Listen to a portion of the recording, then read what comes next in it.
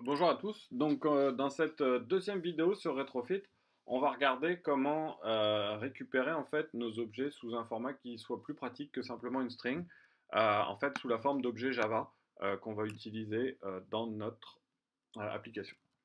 Donc, dans notre package Retrofit 2 démo, en fait, on va se créer une nouvelle classe, en fait un nouveau package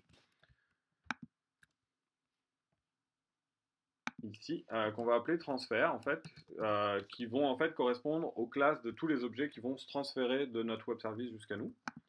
Et dedans, on va se créer une première classe qu'on va appeler utilisateur.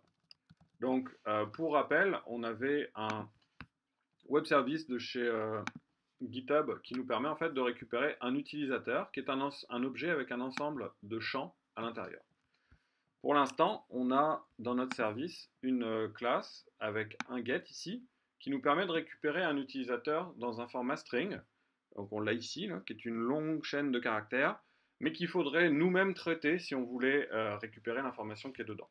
Nous, ce qu'on voudrait avoir, c'est quelque chose qui nous permet de récupérer directement un utilisateur. Donc on va l'appeler utilisateur. Ici, on va l'appeler utilisateur string. Et un deuxième qui est utilisateur, qui lui va nous permettre d'aller récupérer un objet complet. Alors pour faire ça, ce qu'on va essayer de faire, c'est de demander à Retrofit de rajouter un autre converter factory qui s'appelle JSON Converter Factory. Et cette fois-ci, ce que Retrofit va essayer de faire, c'est qu'il va essayer d'interpréter ça comme une string, et s'il n'y arrive pas, il va essayer de l'interpréter comme la classe qu'on a spécifiée comme type de retour. Donc ici, un utilisateur. Donc on va essayer d'exécuter ceci avec un autre test ici, test utilisateur, on va l'appeler structuré. Donc ici, on utilise string, et ici, on fait utilisateur. Donc évidemment, la réponse va être une réponse d'utilisateur, et le résultat va aussi être un utilisateur, ce qui fait que cette fois-ci, il va falloir qu'on fasse le toString de notre utilisateur. Donc on va d'abord s'assurer que notre premier test continue à fonctionner, qu'on n'a rien cassé. Donc est-ce qu'on est toujours capable d'accéder finalement au réseau et à cet utilisateur qui nous est envoyé par GitHub.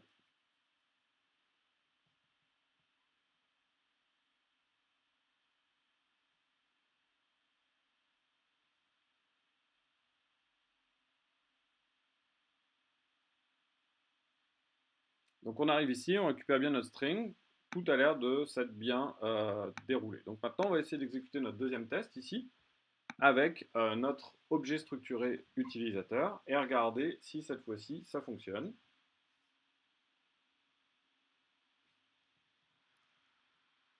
Alors on n'avait pas de breakpoint, donc on n'a pas pu regarder ce que valaient nos objets ici. Donc on va réexécuter avec un breakpoint cette fois-ci.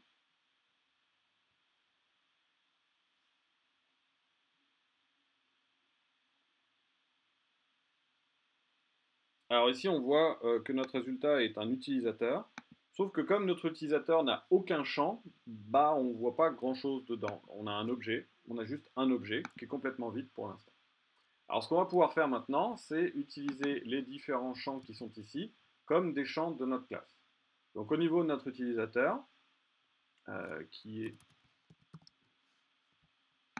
pardon, ici, on va rajouter un champ string qui va être le login. Alors il faut que le nom ici soit exactement le même nom que ce qu'on trouve ici. Donc on va voir ici que par exemple on va avoir un login, et pour le ID, on va dire que c'est un nombre entier, un long, et on va en essayer un autre, donc par exemple followers, qui doit être le nombre de personnes qui suivent.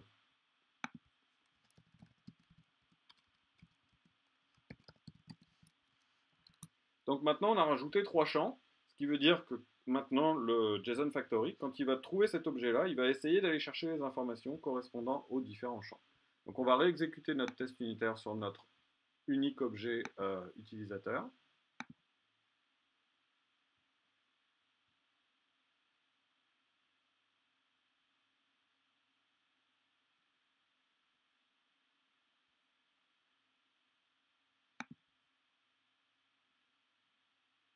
on exécute les tests unitaires, on s'arrête sur notre breakpoint, et cette fois-ci, on a notre classe ici, et on voit qu'il a bien extrait le login, il a bien extrait le ID, et il a bien extrait les followers. Donc à partir du moment où on a mis en fait en place cette structure de base, bah, ce qu'il faudrait, c'est simplement reproduire tous les champs qui sont spécifiés ici, et les reproduire avec les bons types dans la classe utilisateur pour pouvoir récupérer l'information dans un objet où finalement on a accès au champ directement. Donc pour voir comment ça fonctionne sur une liste, donc là on a vu comment ça se fonctionnait pour récupérer un objet simple, on va regarder maintenant comment ça marche pour récupérer les repos. Donc là on voit qu'on a une collection d'objets, très très longue, et donc on voudrait récupérer les repositories. Donc ce qu'on va essayer de faire d'abord, c'est se créer une nouvelle classe ici, qu'on va appeler repo avec un S au pluriel.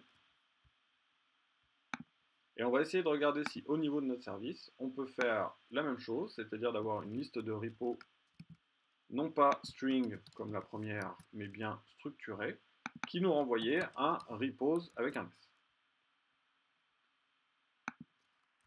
Donc là, il faut importer la classe. Voilà. Donc on va aller dans nos tests unitaires, encore une fois, tester si l'ancien mode de fonctionnement continue à bien marcher. Donc on va exécuter ça en debug. Et pendant ce temps-là, je vais rajouter le nouveau test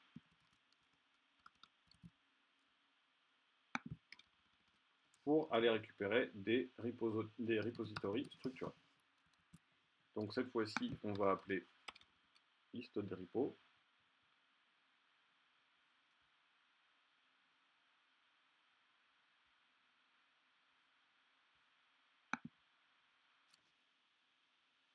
Donc là, on exécute notre test, on arrive ici, et on voit qu'on récupère toujours l'intégralité du contenu ici. Donc, pour l'instant, le code qu'on vient de rajouter n'a pas changé le fait que ça continue à fonctionner ici. On va juste ici rajouter repos.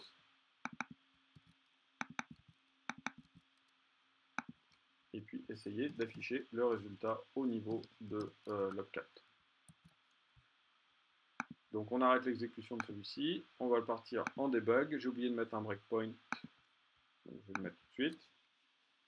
Nous y voilà.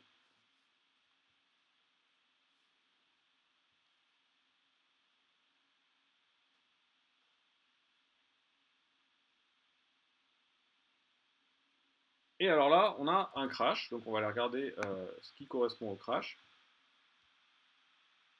Donc ici, en fait, la JSON Factory nous dit qu'on a un problème de syntaxe. Il s'attendait à un début d'objet et il a rencontré un début de array. Alors pour comprendre ça, ce qu'il faut comprendre, c'est la différence entre ce caractère-là et ce caractère-là. En JSON, ce caractère-là, ça indique le début d'une liste, pas d'un objet. Ce caractère-là indique le début d'un objet, pas d'une liste. Ce que ça veut dire donc, c'est qu'à cet endroit-là, notre retour de JSON, lui, il attend un objet, donc il s'attend à une accolade au tout début de la réponse. Mais ce qu'il reçoit, c'est un crochet. Et donc, en fait, ce à quoi il s'attend ici, c'est pas un objet, mais une liste d'objets. Donc, il faut qu'on mette un call d'une liste, en tout cas d'une collection, pour que ça puisse fonctionner. Donc là, au lieu de mettre un S ici, on va bien mettre un repo simple. Et le service va maintenant nous renvoyer une liste de repositories au lieu de simplement un seul objet. Donc maintenant, on va aller corriger notre code ici, c'est-à-dire qu'ici, on s'attend à une liste de repositories, ici aussi, et ici. Donc on va réexécuter notre code en debug.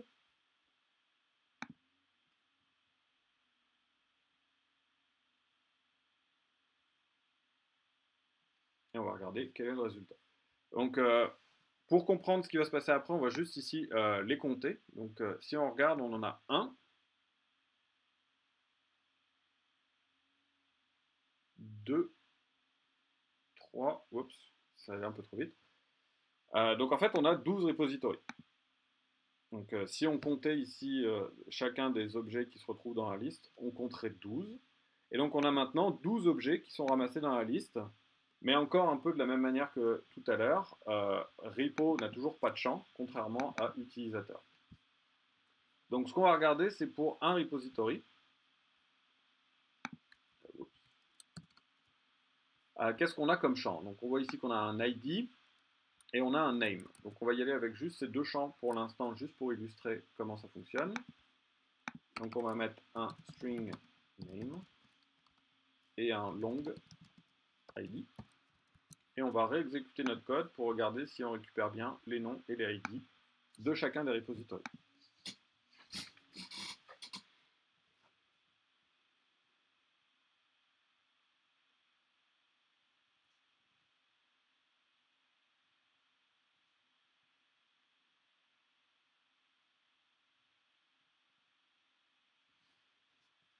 Donc on voit nos 12 résultats ici. On voit le premier. Et si on regarde le premier, on voit bien qu'on a récupéré son ID sous format long et qu'on a récupéré son nom, qui est bien le nom du premier des repositories qu'on trouve.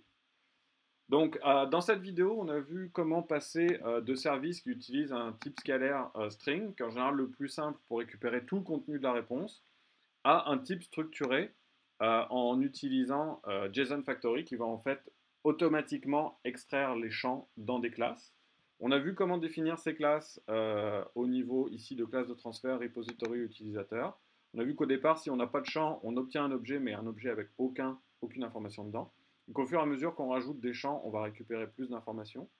Et on a également vu comment faire la distinction entre un call qui renvoie un objet et un objet, ici comme call utilisateur, et un appel et un web service qui renvoie une collection d'objets, et donc un call de liste au niveau de Retrofit.